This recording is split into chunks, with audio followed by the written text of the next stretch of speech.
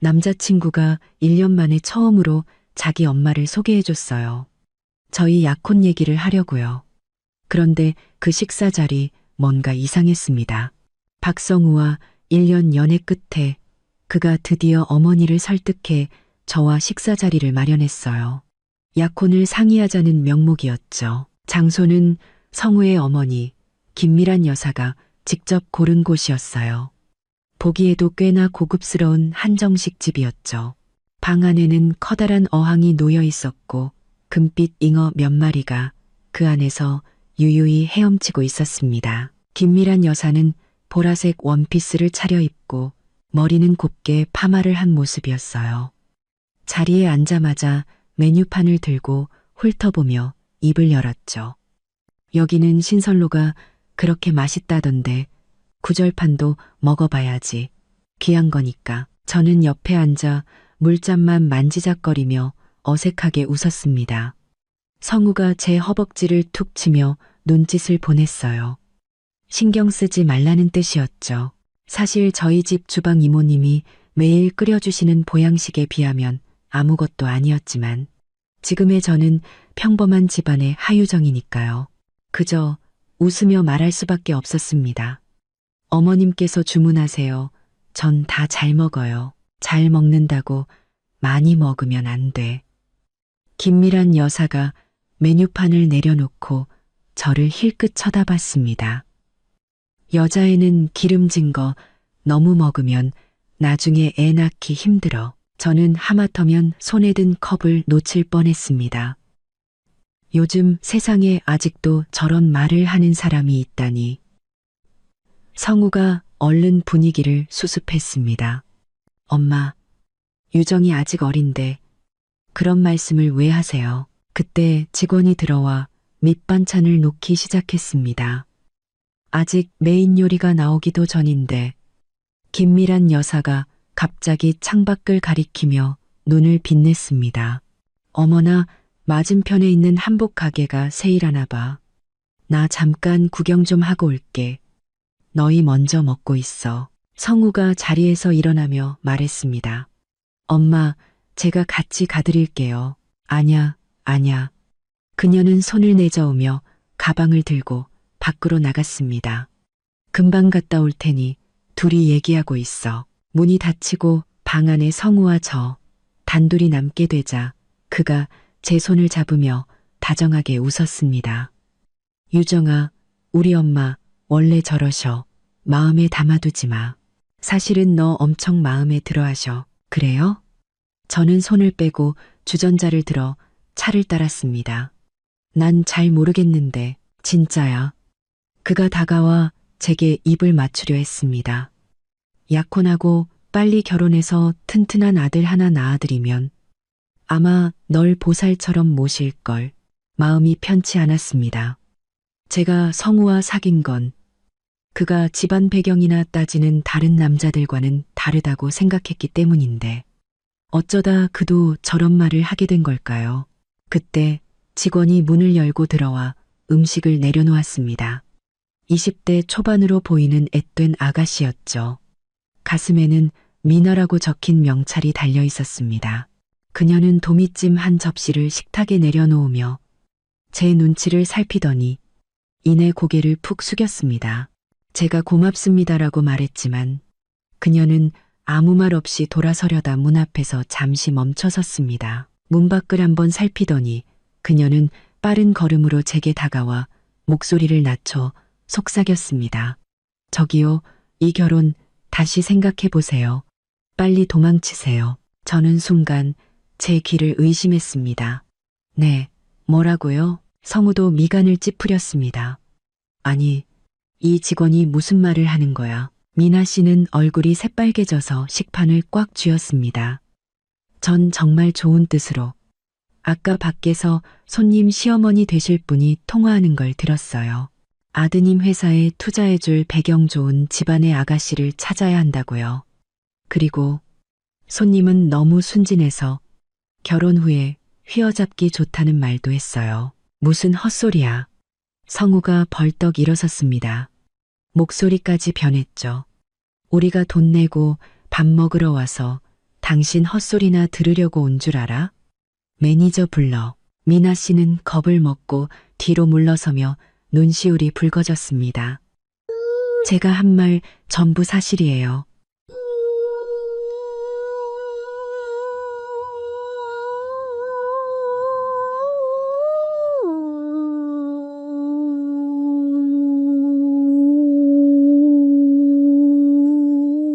말이 채 끝나기도 전에 방문이 벌컥 열렸습니다. 쇼핑백을 든 김미란 여사가 들어오다 이 광경을 보고는 눈살을 찌푸렸습니다. 이게 다 무슨 일이니? 엄마, 이 직원이 미쳤나 봐. 여기서 계속 헛소리를 하고 있어. 성우가 미나 씨를 가리키며 말했습니다. 김미란 여사가 눈을 부릅뜨자 그 기세에 눌린 미나 씨는 입술을 파르르 떨었습니다. 아무것도 아니에요. 전 그저 음식을 가져왔을 뿐이에요. 그녀는 말을 마치자마자 빈 식판을 들고 도망치듯 방을 나갔습니다. 김미란 여사는 그녀의 뒷모습을 잠시 쳐다보더니 이내 저를 보며 입술을 삐죽였습니다. 요즘 서비스직들은 정말 수준이 낮다니까. 분명 돈 뜯어내려던 거겠지.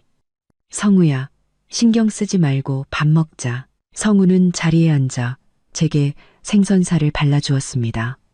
유정아, 마음에 두지 마. 그냥 오해였을 거야. 하지만 저는 그릇에 담긴 생선살을 보며 입맛을 잃었습니다.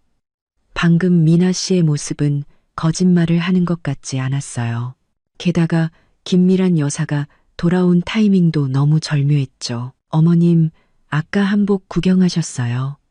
제가 고개를 들어 물었습니다. 응. 김미란 여사는 젓가락으로 만두를 집으며 말했습니다. 마음에 드는 게 하나 있는데 좀 비싸더라고. 너희 약혼하면 성우한테 사달라고 해야지. 어머님, 금방 다녀오신다고 하지 않으셨어요? 왜 이렇게 오래 걸리셨어요? 제가 다시 묻자 그녀의 손이 순간 멈칫했습니다. 눈동자가 흔들렸죠. 아는 사람을 만나서 잠깐 얘기를 좀 하느라. 왜, 감시하는 거니? 아니에요. 저는 웃으며 말했습니다. 그냥 오늘따라 어머님 기분이 무척 좋아 보이셔서요. 그야 당연하지. 그녀는 젓가락을 내려놓고 저를 바라봤습니다. 곧 며느리가 생기는데 기분이 안 좋겠어? 유정아, 내가 한마디 할게. 여자는 결혼하면 가정에 충실해야 하는 거야. 특히 우리 집은 아이 키우는데 돈이 많이 드니까. 네가 하는 일이 너무 힘들면 그냥 그만두고 집에서 성우 뒷바라지나 하면서 빨리 애나 낳아. 그녀가 주절주절 늘어놓는 말을 저는 제대로 듣지 않았습니다. 머릿속에는 온통 아까 미나 씨가 했던 말뿐이었죠. 윤씨 아가씨, 투자, 휘어잡기 좋은. 이 단어들이 머릿속을 맴돌며 불길한 예감을 키웠습니다. 성우는 제 표정이 안 좋은 걸 눈치챘는지 식탁 밑으로 제 손을 툭툭 건드리며 걱정 말라는 눈빛을 보냈습니다. 저는 그를 무시하고 물잔을 들어 물을 마셨습니다. 차가운 물이 목을 타고 내려가자 정신이 번쩍 들었습니다. 미나 씨의 말이 사실이든 아니든 이 일은 분명 간단하지 않았습니다. 이 약혼 서두르면 안 되겠다는 생각이 들었죠. 저는 눈앞의 모즈를 바라봤습니다. 한 명은 달래고 다른 한 명은 윽박 지르고 갑자기 한 가지 생각이 머리를 스쳤습니다. 어쩌면 내가 직접 알아봐야 할지도 모른다고.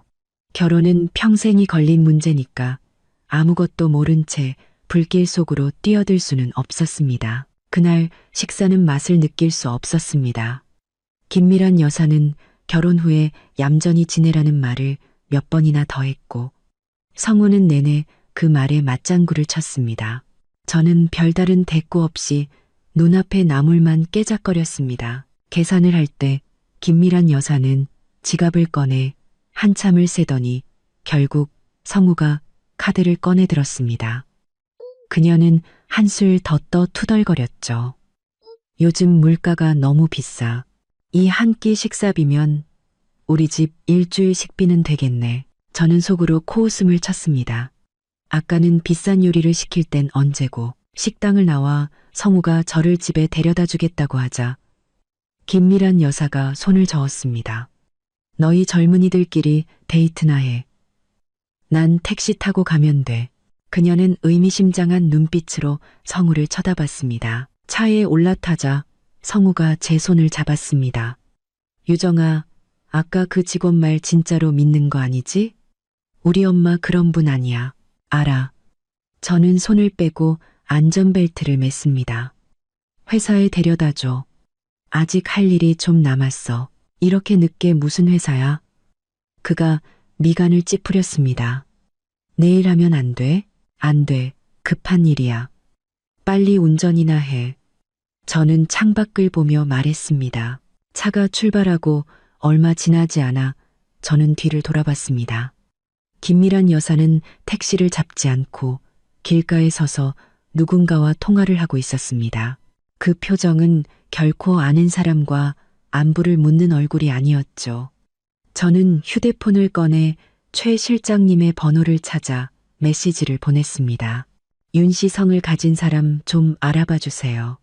박성우 씨 회사와 관련이 있을 가능성이 높아요. 최 실장님은 저희 어머니의 가장 유능한 비서로 일 처리가 항상 확실했습니다.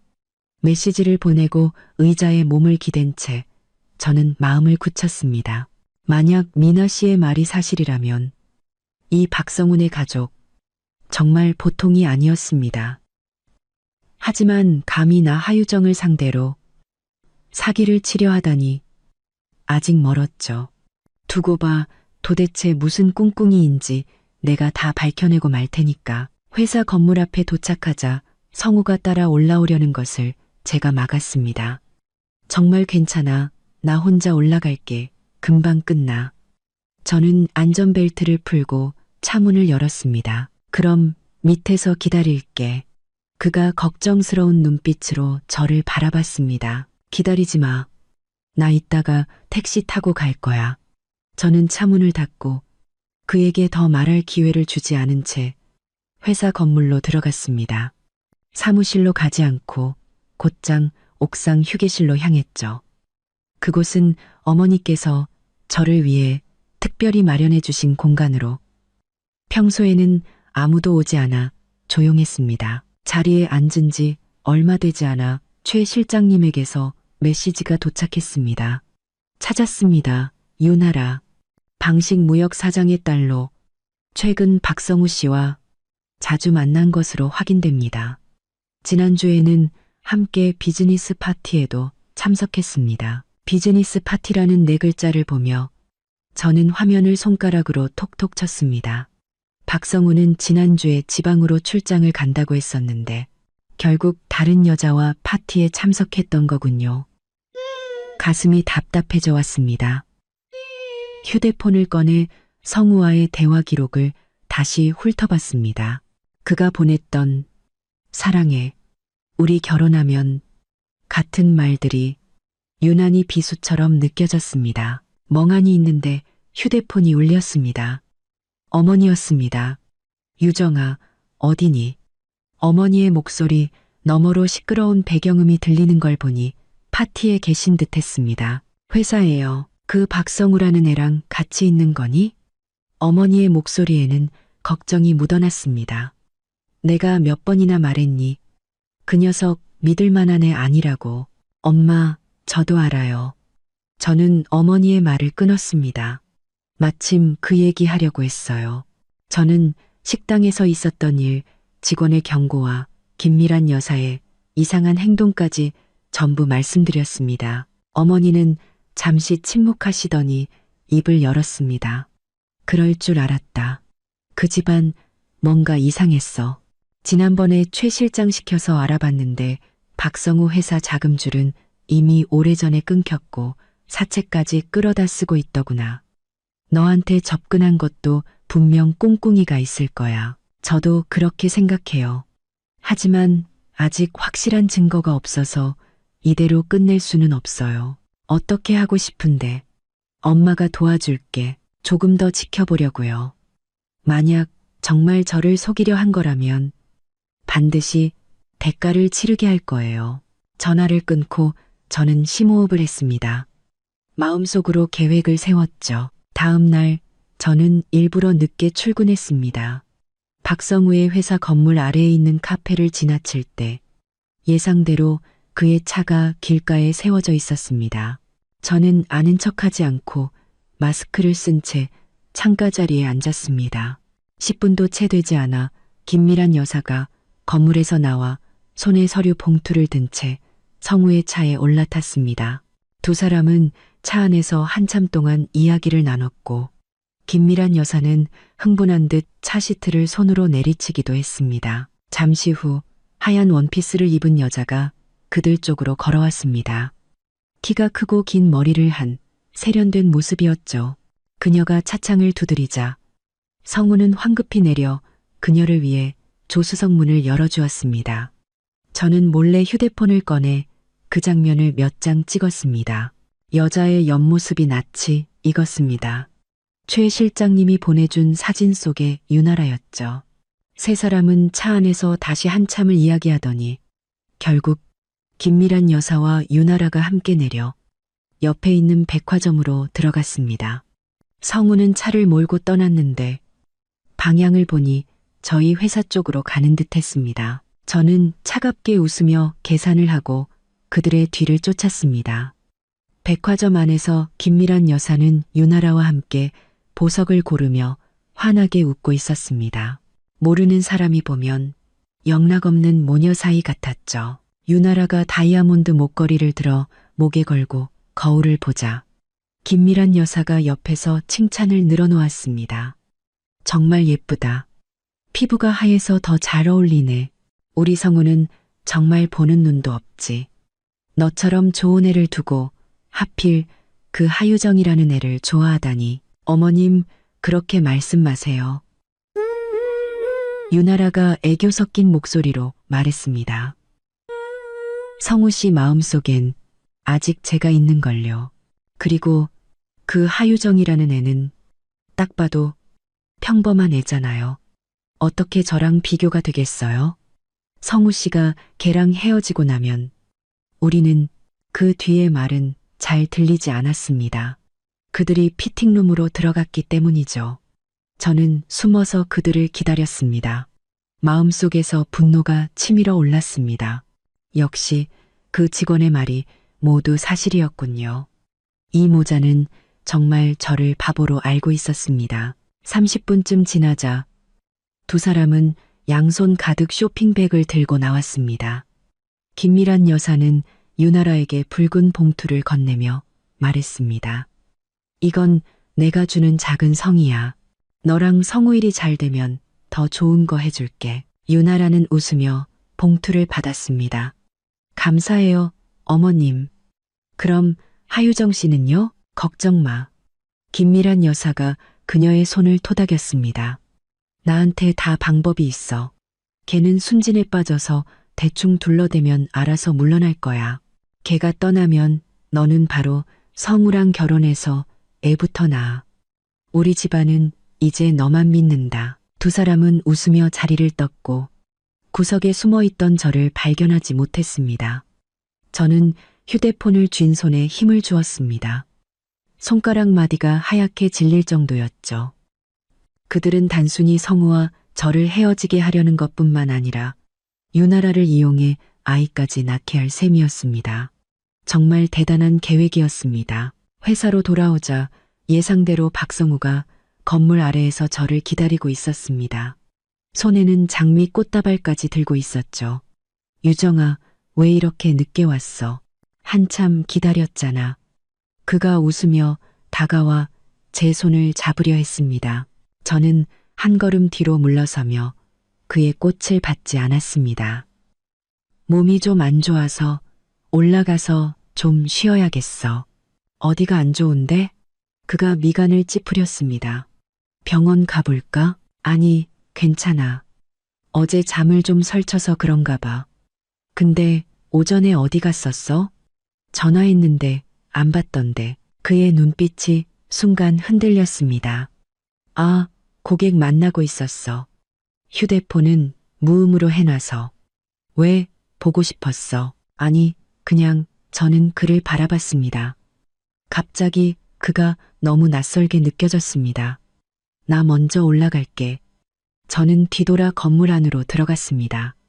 박성우는 장미 꽃다발을 든 채 그 자리에 서 있었고 그 모습이 유난히 눈에 거슬렸습니다. 점심시간에 최 실장님에게서 메시지가 왔습니다. 박성우의 회사가 사채를 썼고 어제 김미란 여사가 유나라를 찾아간 것은 유나라의 집안의 빚을 갚아달라고 부탁하기 위해서였다는 내용이었습니다. 조건은 박성우가 유나라와 결혼하는 것이었고 유나라의 아버지도 동의했지만 박성우가 먼저 저와 깨끗하게 헤어져야 한다는 조건을 달았다고 합니다. 최 실장님은 덧붙였습니다. 아가씨, 그들은 아가씨와 박성우가 약혼한 뒤에 아가씨 댁에서 돈을 받아내 빚을 갚을 계획도 세웠습니다. 저는 휴대폰을 책상 위에 내려놓고 차갑게 웃었습니다. 정말 탐욕스러운 사람들이었습니다. 나 하유정을 만만하게 본 모양이죠. 오후에 박성우에게서 다시 메시지가 왔습니다. 저녁에 영화를 보러 가자는 내용이었습니다. 우리가 만난 지 1주년이 되는 날을 기념하자면서요. 저는 메시지를 보며 답장했습니다. 좋아. 그런데 너희 어머니도 같이 모시고 가자. 다 같이 보면 더 좋잖아. 그는 곧바로 답장을 보냈습니다. 엄마한테 물어볼게. 몇 분 후 그에게서 다시 메시지가 왔습니다. 엄마가 몸이 좀 안 좋으셔서 못 가시겠대. 우리 둘이 가자. 저는 웃었습니다. 몸이 안 좋다고요? 아마 유나라와 저를 어떻게 속일지 계획을 짜느라 바쁘겠죠. 저녁에 저는 일부러 예쁘게 꾸미고 박성우가 가장 좋아하는 향수를 뿌렸습니다. 그가 저를 데리러 왔을 때 그의 눈은 휘둥그레졌습니다. 유정아, 오늘 정말 예쁘다. 그가 웃으며 말했습니다. 그래? 이따 영화 볼 때도 그렇게 집중해서 봐줬으면 좋겠네. 저는 그의 팔짱을 꼈습니다. 영화가 반쯤 상영되었을 때 저는 화장실에 간다는 핑계를 대고 나와 휴대폰을 꺼내 최 실장님이 보내준 영상을 틀었습니다. 영상 속에는 김미란 여사와 유나라가 영화관 입구에 있는 카페에 앉아 있었습니다. 손에는 제 사진을 들고 있었죠. 김미란 여사가 말했습니다. 걱정 마. 성우가 걔를 아주 꽉 잡고 있으니까. 약혼만 하면 바로 걔네 부모님한테 돈 달라고 할 거야. 저는 영상을 끄고 심호흡을 했습니다. 증거는 충분했습니다. 이제 그들이 어떻게 변명할지 궁금해졌습니다. 상영관으로 돌아오자 박성우는 영화에 집중하고 있었습니다. 제가 자리에 앉는 것을 느끼고는 제 어깨를 감싸 안았습니다. 저는 가만히 있었지만 마음속으로는 이 모자와 유나라에게 어떻게 가장 큰 고통을 안겨줄지 계획하고 있었습니다. 영화가 끝나고 박성우가 저를 집으로 데려다 주었습니다. 집 앞에 거의 다다랐을 때 그가 갑자기 차를 세우고 주머니에서 작은 상자를 꺼냈습니다. 유정아, 이거 우리가 낄 약혼 반지야. 저는 반지를 받지 않고 그를 쳐다봤습니다. 성우야, 우리 얘기 좀 해. 그는 잠시 멈칫했습니다. 무슨 얘기? 너희 엄마 얘기, 유나라 얘기, 그리고 너희 회사 빚 얘기. 또 나를 속이려 했던 너희 계획에 대해서도. 저는 그의 눈을 똑바로 쳐다보며 또박또박 말했습니다. 박성우의 얼굴이 순식간에 하얗게 질렸습니다.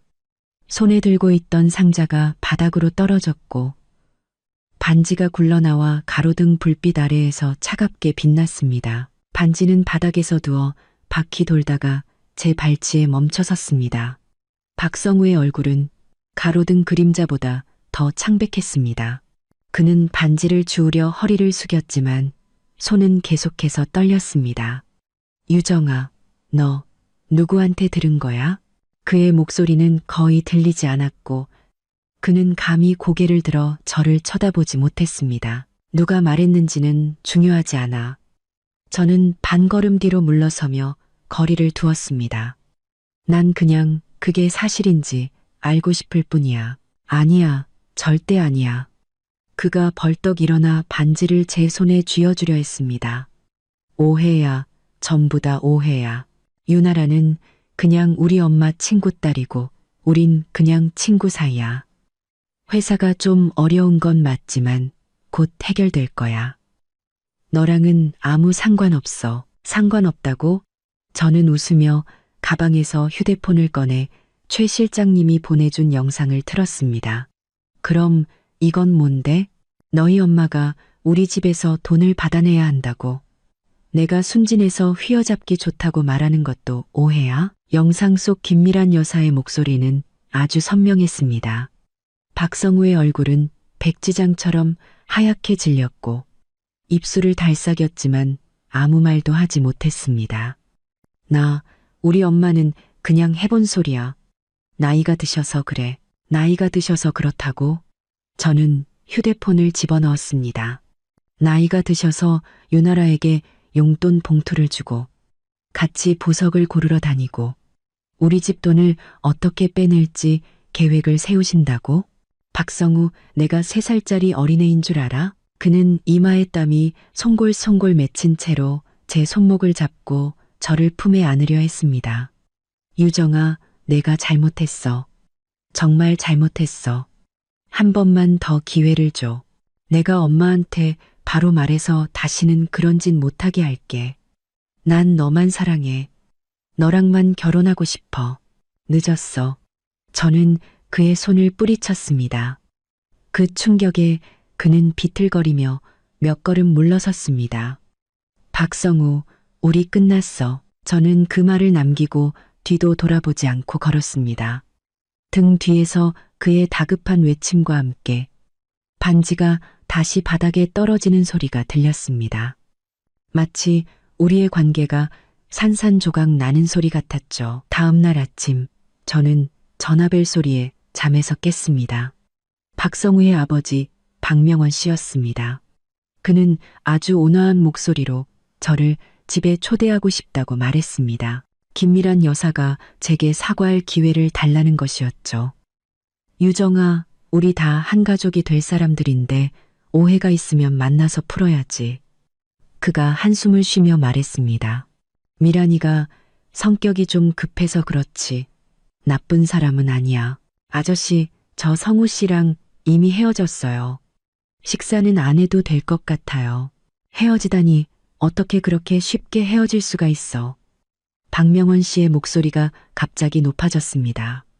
너희 약혼까지 하기로 했는데 소문나면 어쩌려고 그래. 저는 그의 말이 끝나기도 전에 전화를 끊고 번호를 차단했습니다. 10분도 채 되지 않아 초인종이 울렸습니다.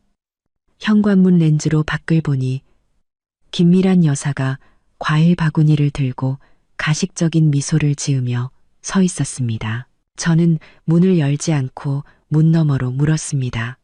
무슨 일이세요? 유정아, 문 좀 열어줘. 내가 들어갈게. 그녀가 문을 두드리며 말했습니다. 어제는 내가 잘못했어. 내가 사과할게. 됐어요. 저 박성우 씨랑 끝났으니까 그냥 돌아가세요. 끝나다니 누가 끝났대. 그녀의 목소리가 갑자기 날카로워졌습니다. 너 우리 성우랑 잘 거 다 짜놓고 이제 와서 끝내? 우리 집안이 우스워 보여? 저는 문고리를 쥔 손에 힘을 주었습니다. 분노가 치밀어 올랐습니다. 말씀 좀 가려서 하세요. 뭘 자요? 우린 진지하게 만났고 안 맞아서 헤어지는 거예요. 아줌마처럼 더러운 생각이나 하는 사람인 줄 아세요? 내가 더럽다고?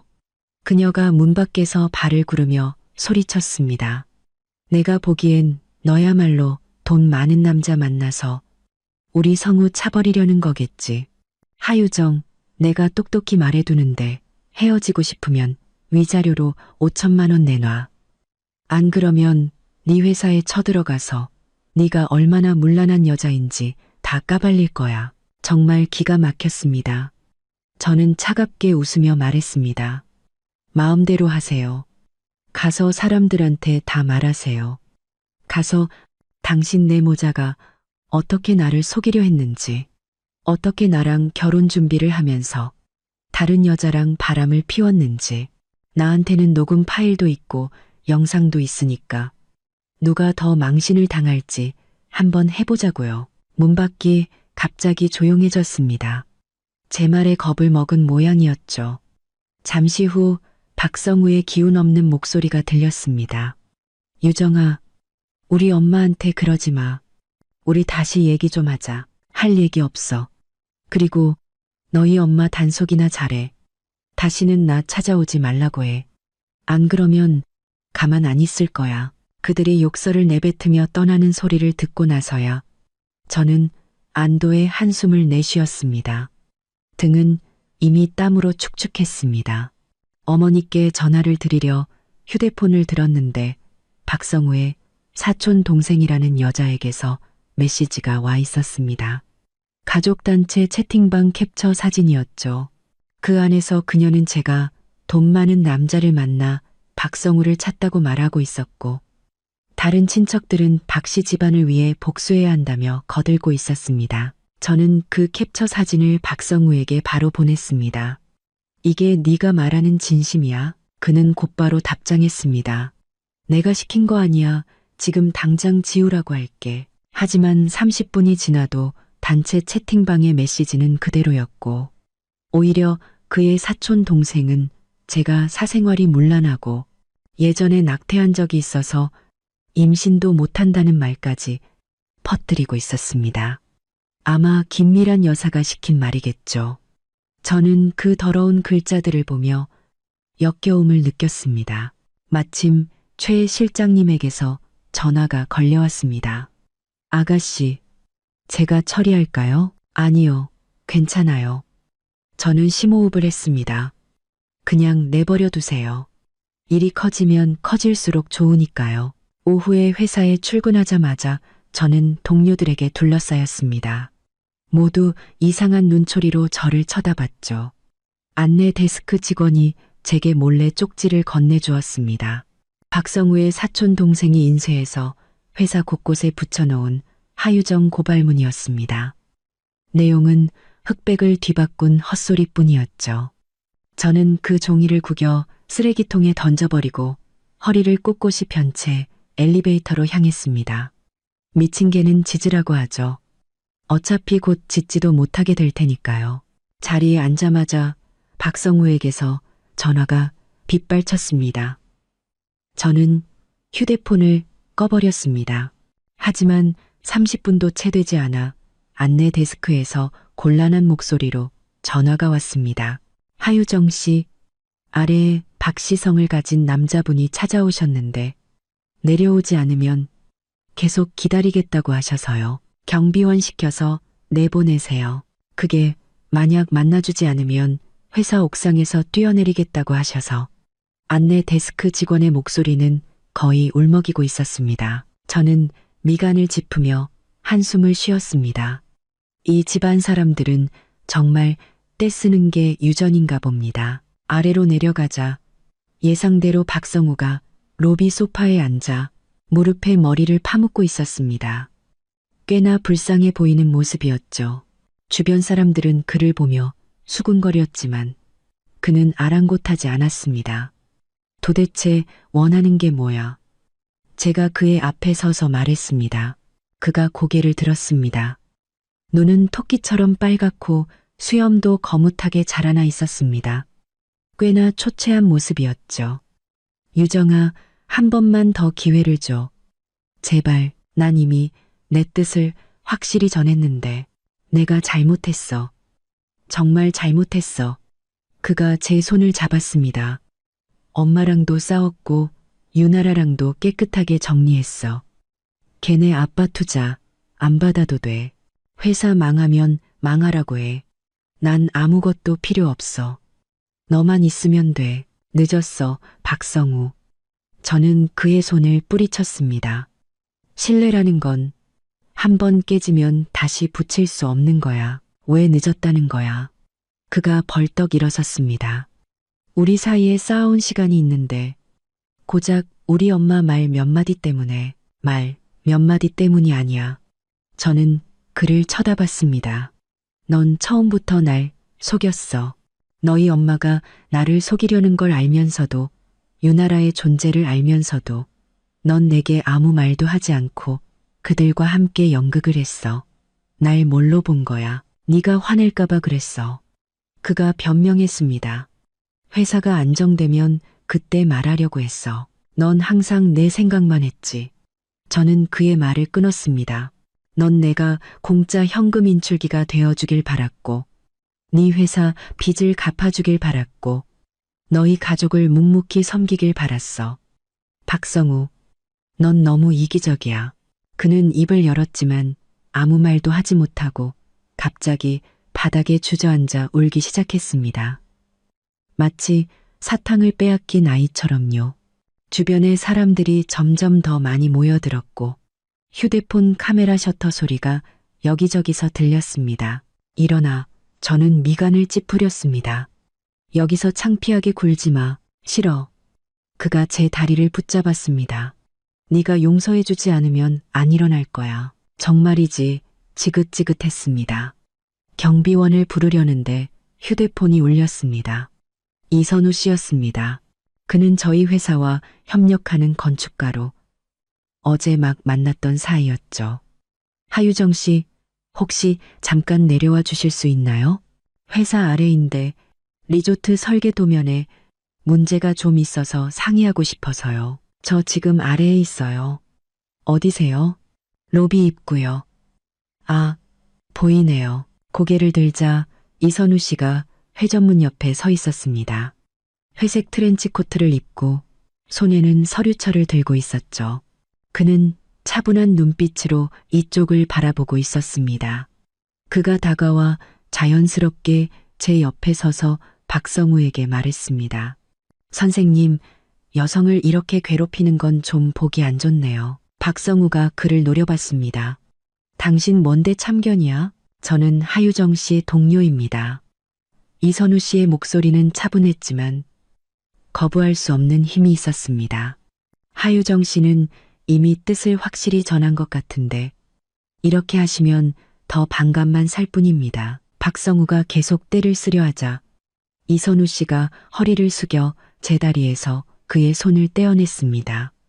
그리고는 목소리를 낮춰 말했죠. 방금 경비원들이 오는 걸 본 것 같은데 끌려나가고 싶으신가요? 박성우는 그 말에 약점이 찔렸는지 더 이상 버티지 않았습니다. 저를 노려보며 말했죠. 하유정, 너 후회하게 될 거야. 그는 그 말을 남기고는 꽁무니를 빼며 사라졌습니다. 고맙습니다. 저는 안도의 한숨을 내쉬었습니다. 얼굴이 화끈거렸죠. 별 말씀을요. 이선우 씨가 웃었습니다. 제가 때마침 잘 온 것 같네요. 꼴사나운 모습을 보여드렸네요. 웃을 일이 아니죠. 그가 서류철을 제게 건넸습니다. 설계도면 이 부분에 문제가 좀 있어서요. 올라가서 얘기할까요? 네, 그러시죠. 엘리베이터 안은 어색한 침묵이 흘렀습니다. 저는 괜히 층수만 쳐다보며 말을 걸었습니다. 어떻게 이렇게 일찍 오셨어요? 근처에 볼 일이 있어서요. 그가 저를 보며 물었습니다. 아까 그분 남자친구세요? 전 남자친구예요. 저는 씁쓸하게 웃었습니다. 이미 헤어졌어요. 엘리베이터 문이 열리자 그는 먼저 타세요라는 제스처를 취하며 더 이상 묻지 않고 설계도면에 대한 이야기를 시작했습니다. 일에 집중하는 그의 모습은 꽤 멋있었습니다. 논리 정연하고 견해도 독특했죠. 그의 말은 금세 제 마음속의 번뇌를 잊게 해주었습니다. 일 이야기가 끝나자 그가 서류철을 덮으며 말했습니다. 사실 아까 아래에서 몇 마디 들었는데 그분 댁에서 유정 씨를 별로 마음에 안 들어 하는 것 같더군요. 저는 그가 이런 질문을 할 줄 몰라 잠시 멈칫했습니다. 마음에 안 든다기보다는 그냥 오해가 좀 있었어요. 오해는 보통 핑계일 뿐이죠. 그가 진심 어린 눈빛으로 저를 바라봤습니다. 정말로 당신을 아끼는 사람은 당신을 지켜주지 상처받게 내버려 두지 않아요. 그의 말은 제 마음속에 작은 파문을 일으켰습니다. 맞아요. 정말로 나를 아끼는 사람이라면 어떻게 내가 그의 가족에게 속고 상처받는 것을 보고만 있을 수 있을까요? 이선우 씨를 배웅하고 저는 창밖을 보며 문득 깨달았습니다. 예전에는 박성우에게도 사정이 있을 거라고 한 번 더 기회를 줘야 한다고 생각했지만 그건 모두 자기 기만이었습니다. 그는 사정이 있었던 게 아니라 그냥 저를 아끼지 않았던 겁니다. 휴대폰을 켜자 박성우에게서 온 메시지가 쏟아져 들어왔습니다. 사과와 맹세가 가득했죠. 사촌 동생을 혼냈고 가족단체 채팅방도 없앴으니 마지막으로 한 번만 더 기회를 달라고 애원하고 있었습니다. 저는 그의 번호를 차단했습니다. 그의 아버지와 사촌 동생의 번호까지 하나도 남김없이요. 그렇게 하고 나니 마음이 한결 가벼워졌습니다. 마치 오랫동안 묵혀두었던 젖은 걸레를 버린 것처럼 신선한 공기를 마실 수 있게 된 기분이었습니다. 물을 한 잔 마시려는데 최 실장님에게서 메시지가 왔습니다.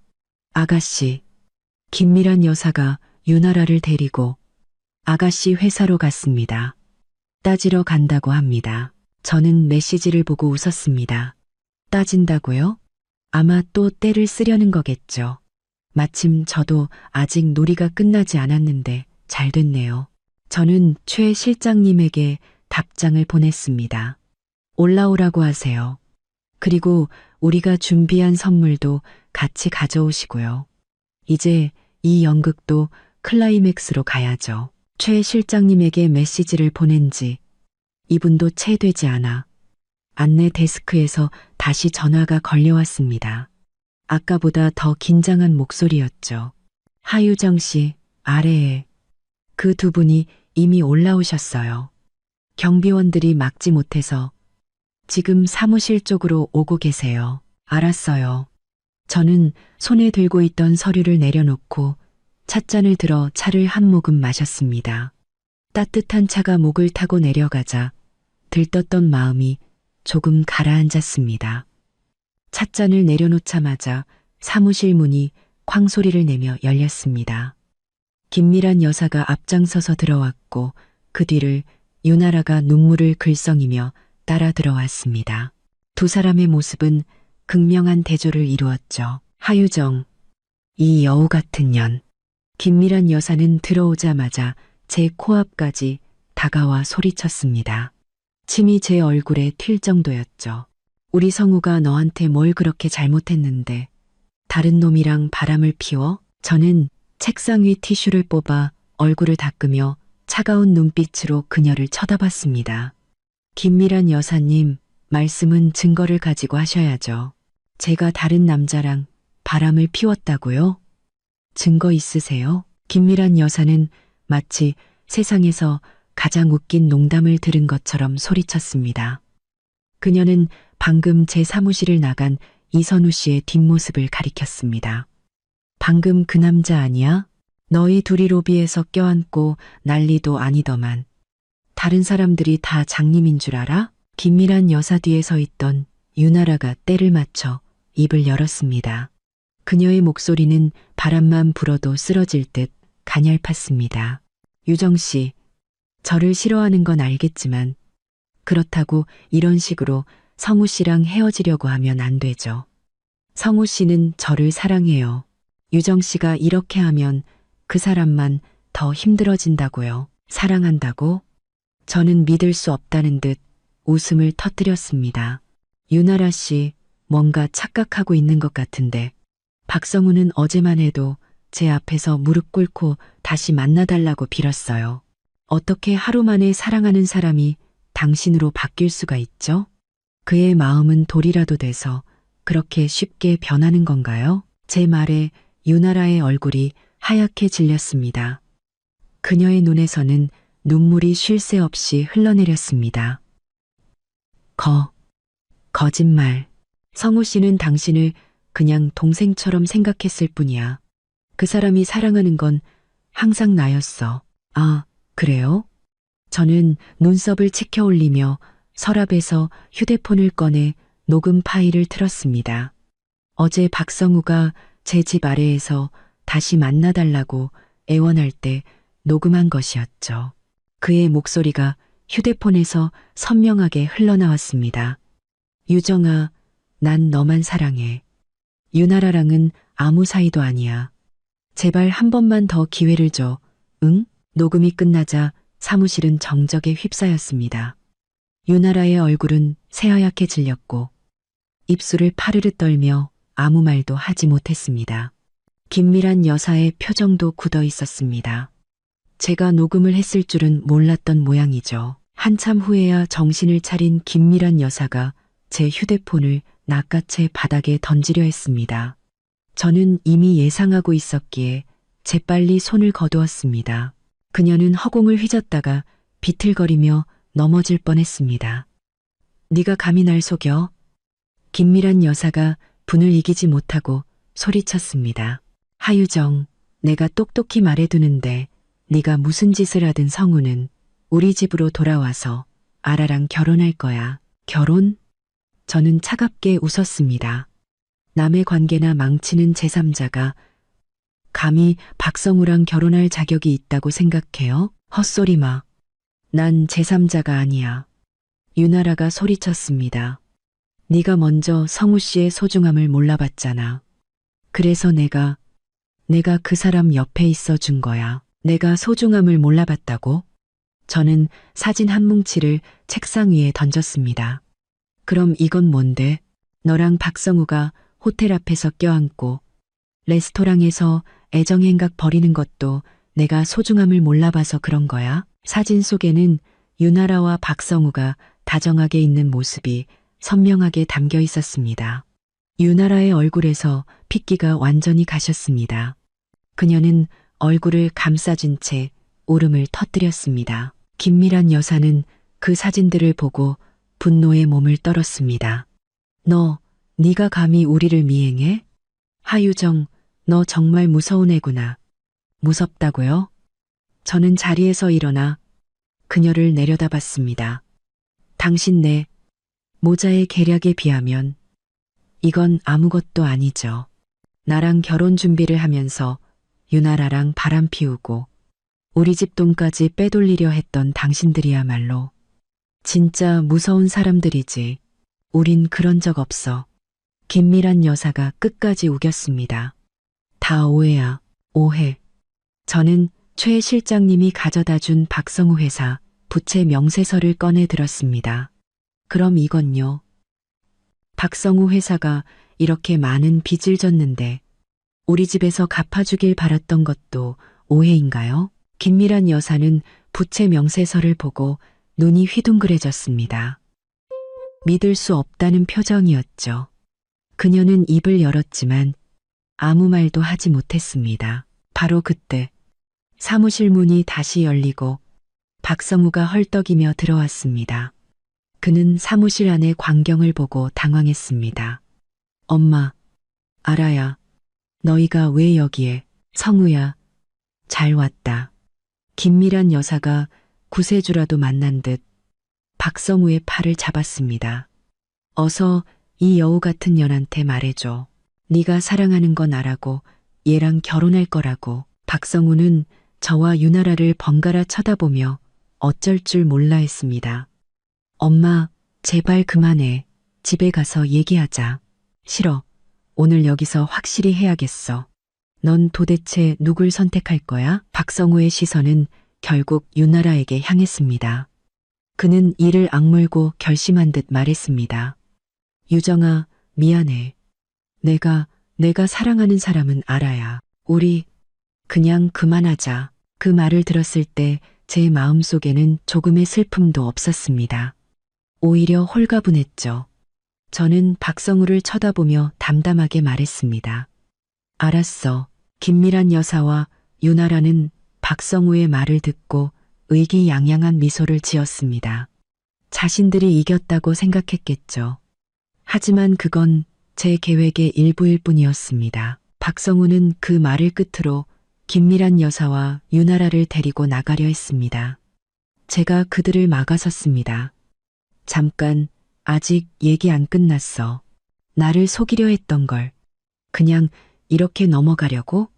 저는 그들을 경멸의 눈빛으로 쳐다봤습니다.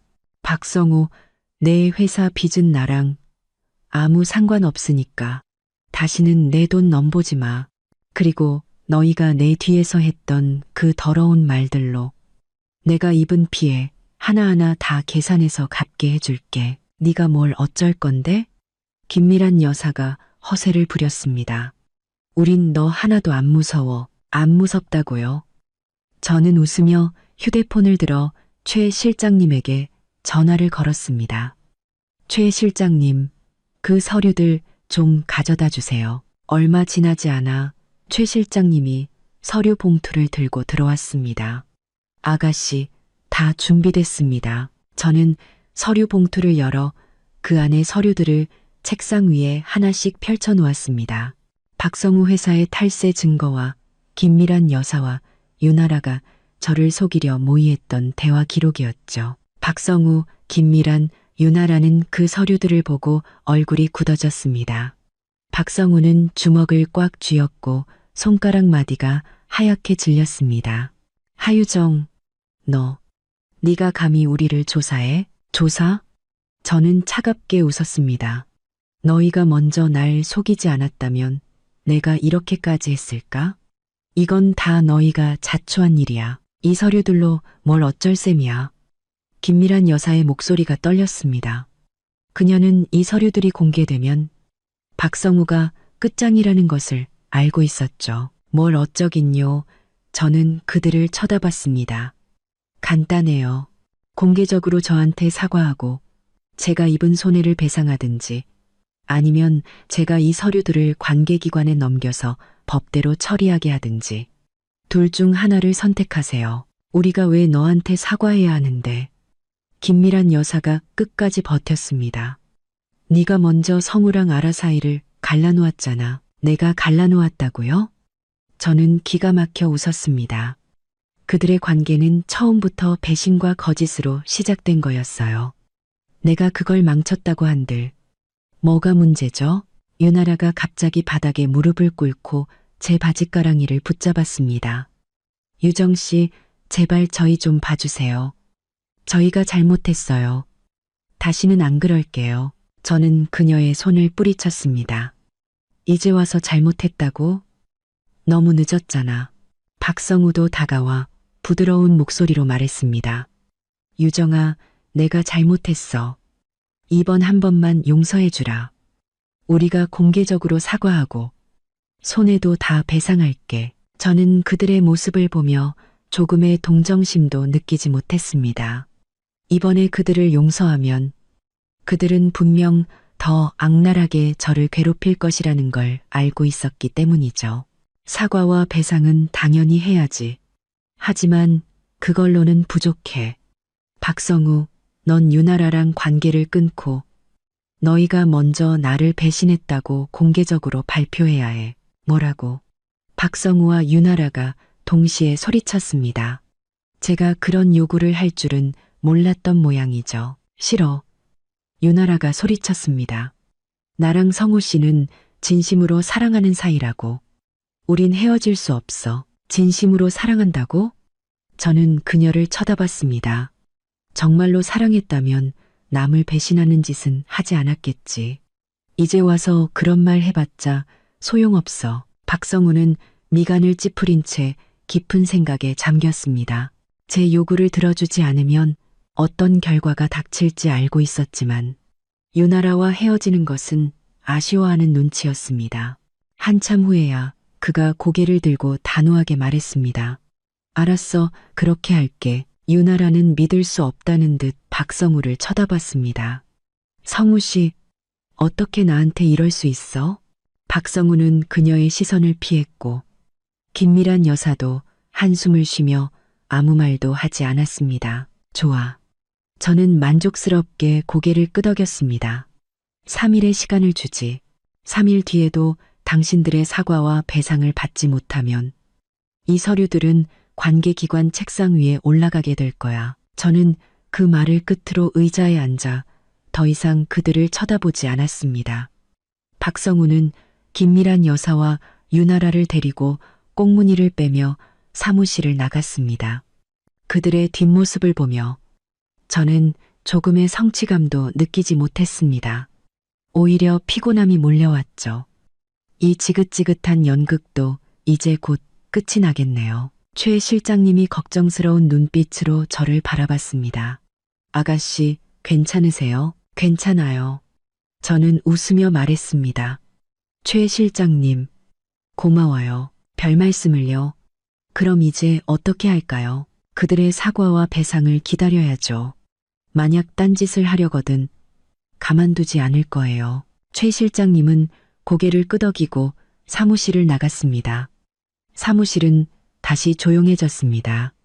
저는 창밖을 보며 생각에 잠겼습니다. 이번 일을 겪으면서 저는 예전처럼 순진하게 살 수는 없다는 것을 깨달았습니다. 이 세상 모든 사람이 진심으로 대할 가치가 있는 것은 아니었습니다. 어떤 사람들은 잘해줄수록 더 기어오르기 마련이죠. 그래서 우리는 자신을 보호하는 법을 배워야 하고 옳고 그름을 분별할 줄 알아야 합니다. 가치 없는 사람들에게는 용감하게 아니오라고 말할 수 있어야 합니다. 그래야만 이 복잡한 세상에서 더 잘 살아남을 수 있으니까요. 3일은 금방 지나갔습니다. 그동안 박성훈의 가족에게서는 아무런 연락도 없었습니다. 그들이 딴 마음을 품고 있다는 것을 직감했죠. 저는 휴대폰을 들어 관계기관에 전화를 걸었습니다. 이제 그들을 기다리는 것은 법의 심판뿐일 겁니다. 그리고 저 또한 새로운 삶을 시작할 거고요. 관계기관에 전화를 끊고 저는 의자에 몸을 기댄 채 천장을 멍하니 쳐다봤습니다. 사무실은 조용했고 가끔 에어컨 바람 소리만 들려왔습니다. 사실 전화를 걸 때 손이 조금 떨렸습니다. 이렇게까지 누군가와 관계를 끊어내는 것은 처음이었으니까요. 하지만 박 씨 가족의 얼굴을 떠올리니 이 분노를 사귈 수 없었습니다. 휴대폰이 울렸습니다. 어머니의 영상통화 요청이었죠. 저는 심호흡을 하고 전화를 받았습니다. 화면 속 어머니는 사무실 소파에 앉아 와인을 마시고 계셨습니다. 아가, 일은 다 끝났니? 최 실장한테 박성우 얘기는 다 들었어. 아주 잘 처리했더구나. 최 실장님이 다 말씀드렸어요. 그럼 네가 하는 일을 내가 모를 줄 알았어? 네가 박성우랑 사귀기 시작한 첫날부터 최 실장 시켜서 다 지켜보고 있었어. 엄마, 전 그냥 우리 집 돈을 보지 않고 저라는 사람 자체를 좋아해 줄 사람을 만나고 싶었어요. 알아, 이 바보 같은 딸아. 어머니가 한숨을 쉬었습니다. 세상에 좋은 남자는 많지만 박성우는 절대 아니야. 그 녀석 너랑 처음 데이트할 때부터 네 SNS를 뒤져서 집안 배경을 조사했어. 그런 놈을 어떻게 믿니? 저는 아무 말도 할 수 없었습니다. 어머니는 이미 모든 것을 알고 계셨지만 제가 스스로 깨닫기를 기다려주신 거였습니다. 그럼 왜 진작 말씀 안 해주셨어요? 내가 말한다고 네가 들었겠니? 그때 네 눈에는 박성우밖에 안 보였잖아.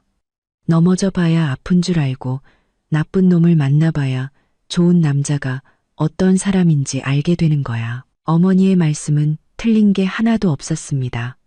그럼 이제 어떡하죠? 제가 그 사람 회사 탈세 증거를 넘겼는데 너무 심했나요? 심하다고? 어머니의 눈빛이 날카로워졌습니다. 그런 놈들한테는 더 심하게 해야 해. 그놈이 너를 속이려 할 때는 너한테 미안한 마음이 조금이라도 있었을 것 같아? 아가, 기억해. 악한 사람에게 베푸는 친절은 결국 자기 자신을 해치는 일이야. 저는 어머니를 보며 코끝이 찡해졌습니다.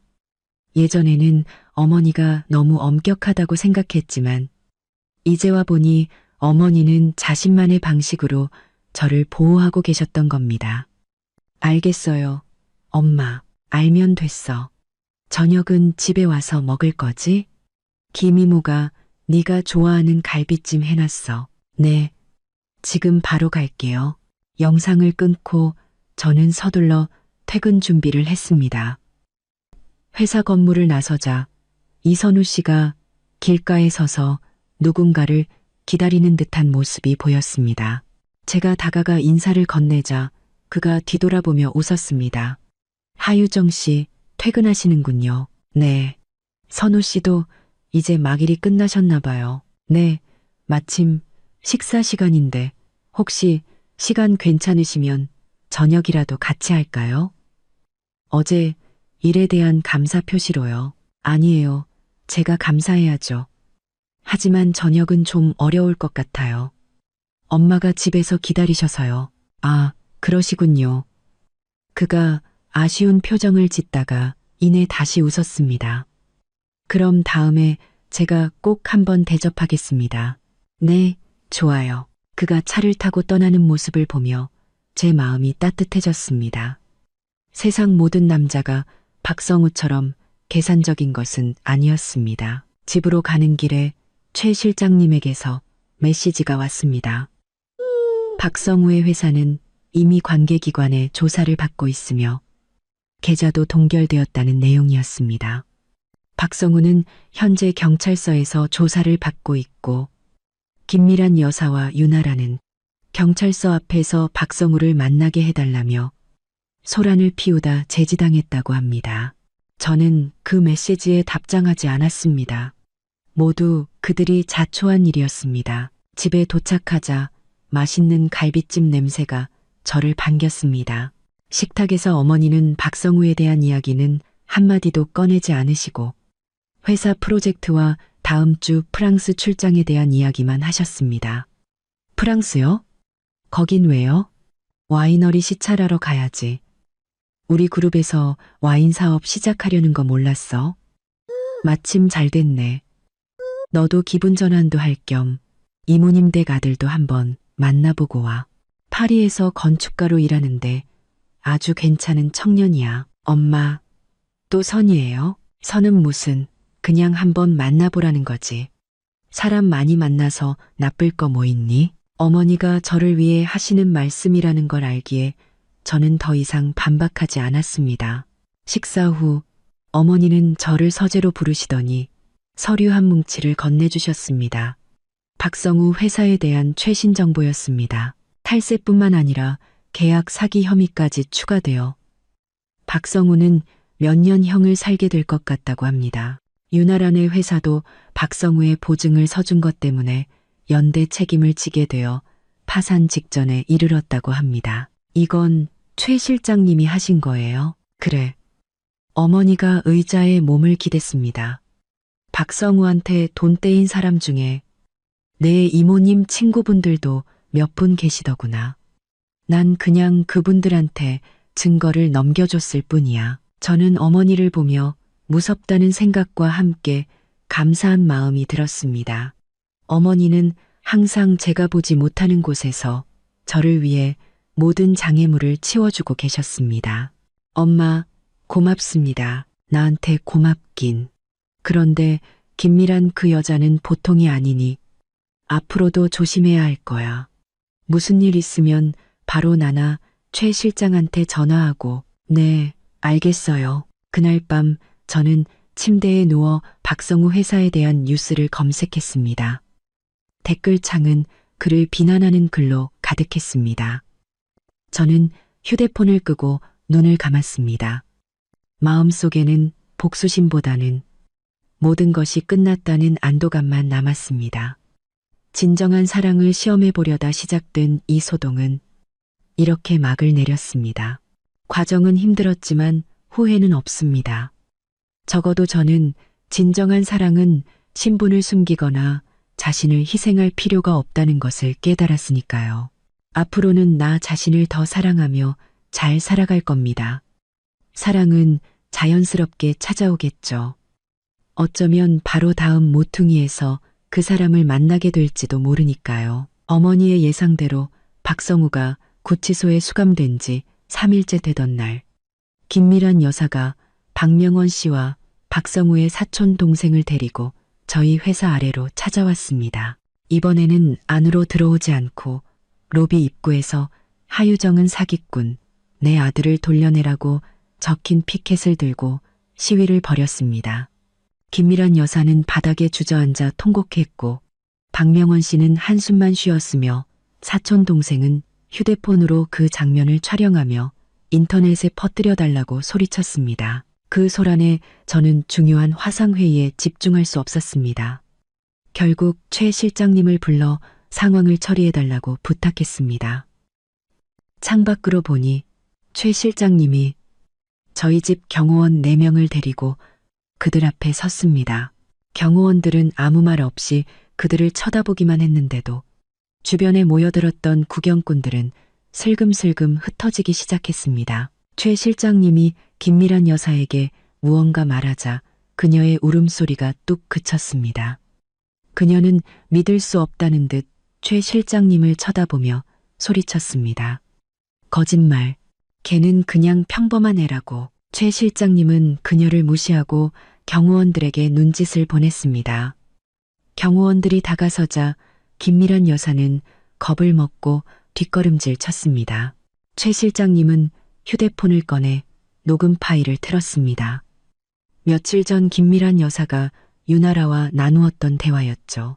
그 하유정이라는 애한테 돈만 받아내고 바로 이혼시키면 돼. 어차피 걔네 집은 돈도 없으니까 아무것도 못할 거야. 녹음이 끝나자 주변은 술렁거렸습니다. 김미란 여사는 얼굴이 새빨개져서 도망치려 했습니다. 최 실장님이 그녀를 불러 세웠습니다. 박 여사님, 들고 계신 피켓은 이제 그만 치우시죠. 김미란 여사는 분을 사귀지 못하고 위층을 노려봤지만 결국 피켓을 거두고 꽁무니를 빼며 사라졌습니다. 회의가 끝난 후 최 실장님이 보고했습니다. 아가씨 김미란 여사에게 아가씨가 하성그룹의 상속녀라는 사실을 밝혔습니다. 처음에는 믿지 않기에 아가씨 명함을 보여주니 그제야 조용해지더군요. 잘하셨어요. 다시는 헛된 꿈을 꾸지 못하게요. 하지만 그 여자의 눈빛을 보니 아직 포기하지 않은 것 같습니다. 조심하셔야 합니다.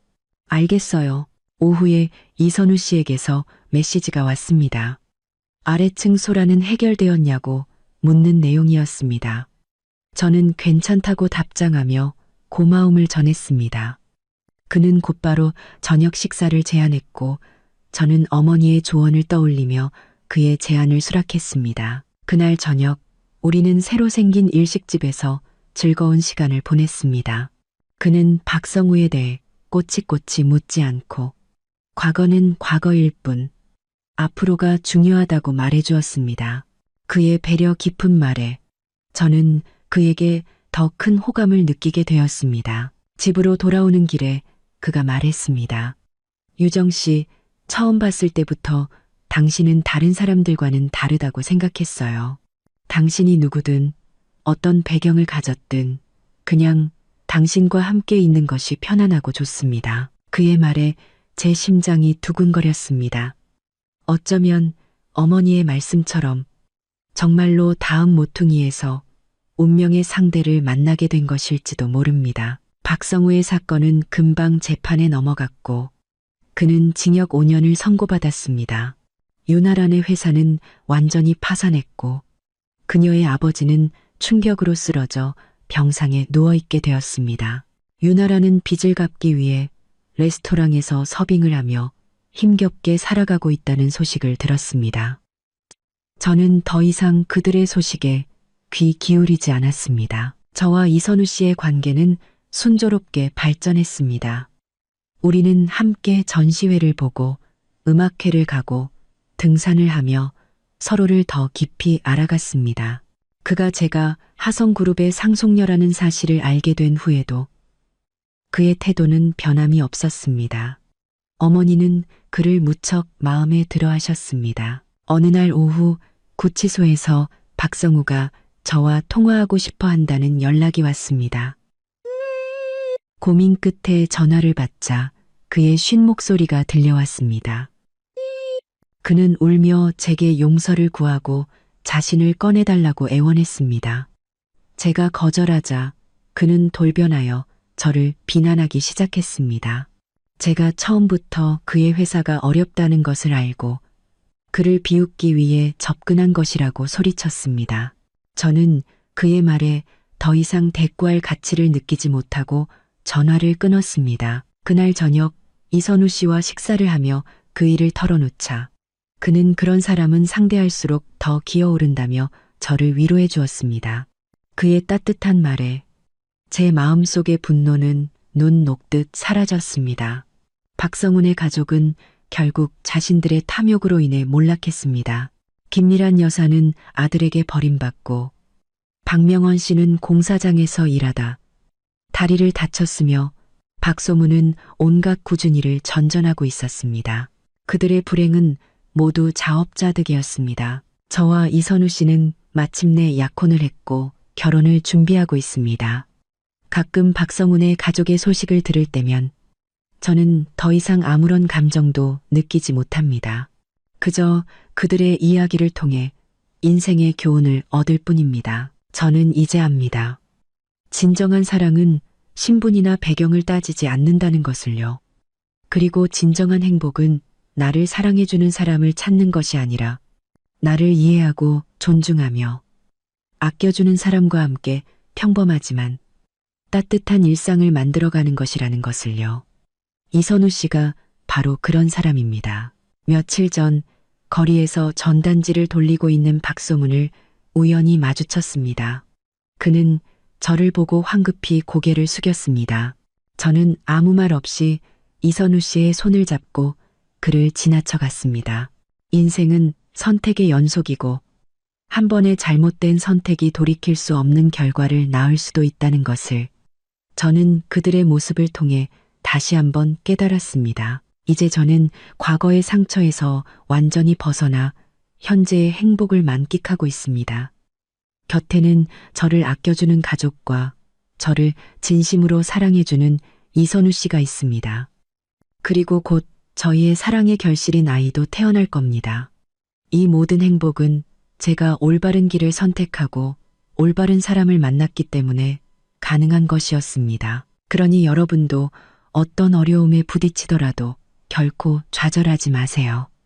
잘못된 길을 가고 있다면 언제든 되돌아오면 됩니다. 자신을 사랑하고 자신의 삶을 소중히 여기다 보면 언젠가는 분명 당신에게도 운명의 상대가 나타나 당신이 꿈꾸던 삶을 살게 될 겁니다. 저처럼요. 저와 이선우 씨의 약혼식 날 김미란 여사가 식장 앞에서 소란을 피우다 실신하여 병원으로 실려갔다는 소식을 들었습니다. 저는 더 이상 그녀의 일에 신경 쓰지 않고 이선우 씨와 함께 하객들을 맞이했습니다. 예전에는 복수가 가장 통쾌한 일이라고 생각했지만 이제는 압니다. 진정한 복수는 나를 상처 준 사람이 얼마나 불행해지는지를 지켜보는 것이 아니라 내가 얼마나 행복해지는지를 보여주는 것이라는 것을요. 약혼 후 저는 이선우 씨와 평범하지만 행복한 나날을 보내고 있습니다. 과거의 아픔은 모두 잊었고 이제는 미래를 향해 나아갈 뿐입니다. 이 모든 것이 마치 꿈만 같습니다.